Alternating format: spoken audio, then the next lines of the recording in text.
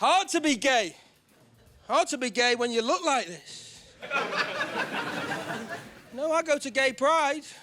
Looks like I've just been drawn in by all the colours.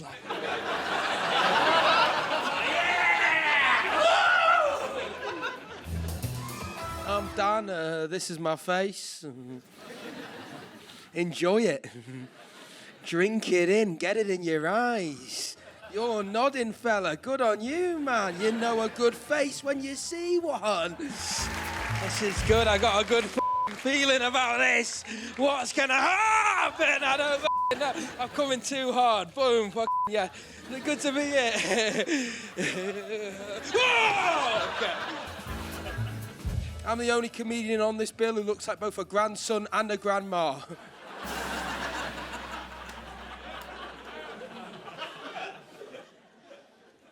I'm 26, I still live at home. I live there with my mum and her partner, Nick.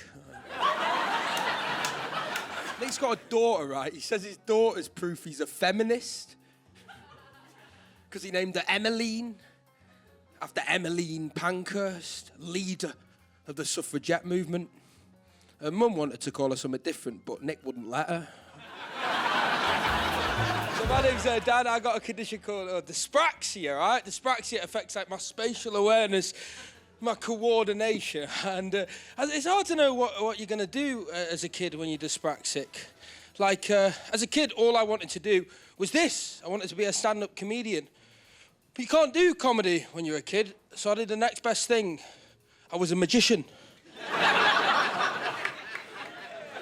A dyspraxic magician. Slow of hand. Same age as me, Nick's daughter. That's annoying. We're always getting compared to each other. We're just good at different things, you know? She's good at passing exams and earning money, and I'm good at making this noise. What's the point in owning a house if you can't do this in it?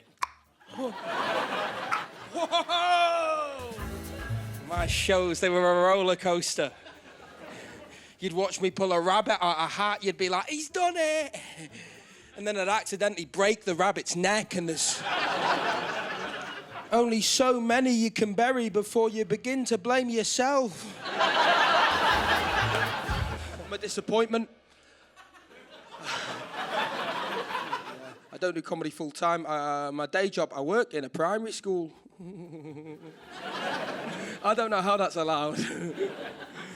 Job I do, I'm a lunchtime supervisor. I'm a dinner lady. It's heartbreaking. I'm 26. 26. That's like 11 in dinner lady years. It's a big step for me, this job, a huge step, right? Because before this, I worked at Subway. Let me tell you now, supervising a child, very different to supervising a sandwich. It is, man. Like, if you mess a child up, you can't just hide it and eat it on your break. You can't. Not just dyspraxic, I'm also gay. They've appreciate that. The passion. I don't know. They worked out how to get gays in the army, though. Remember that? At one point they had don't ask, don't tell. We won't ask you if you're gay. You don't tell us if you are. Doesn't quite work with dyspraxics. You know, I'm there licking a landmine. They're like, Tiernan, what's wrong with you? I'm not allowed to say.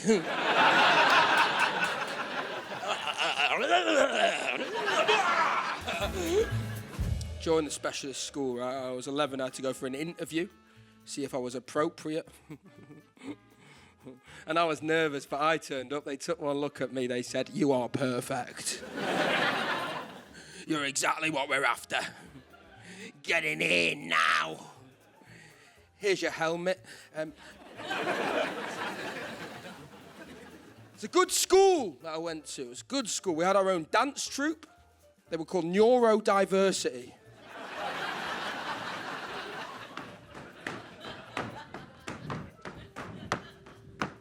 That was just us walking to the dance studio.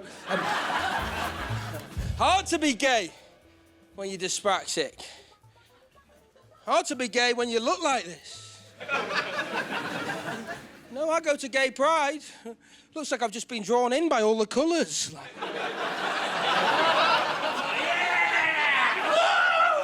Because I'm straight presenting, that means I miss out on a lot of homophobia. I've had my fair share, though. I once worked with a Jehovah's Witness.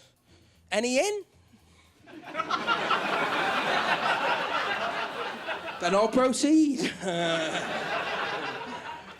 She was right. She said her main problem with me being gay is that I might influence the other men we work with and make them gay. And it's a fair point. I know what I'm like. Can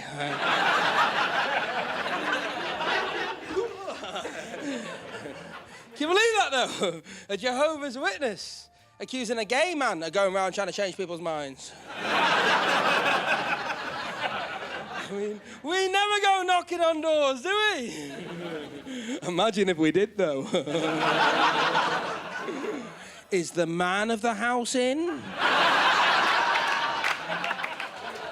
I can try round the back door. Before I go, it's my dad's birthday. Happy birthday, Dad. He's not in. It's just nice to pretend he supports me, innit? You know what I mean?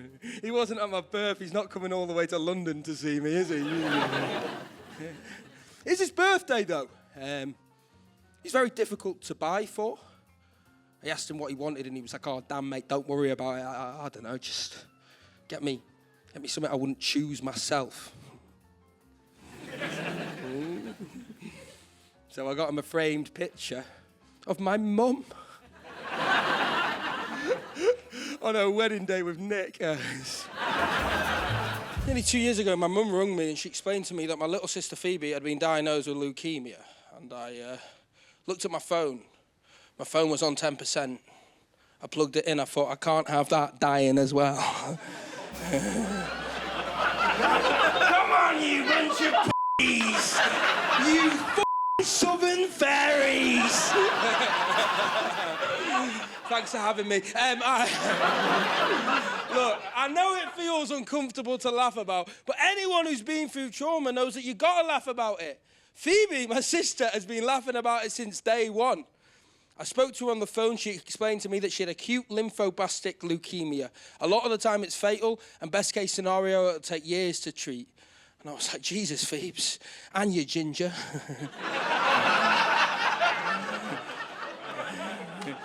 And she said, not for long. And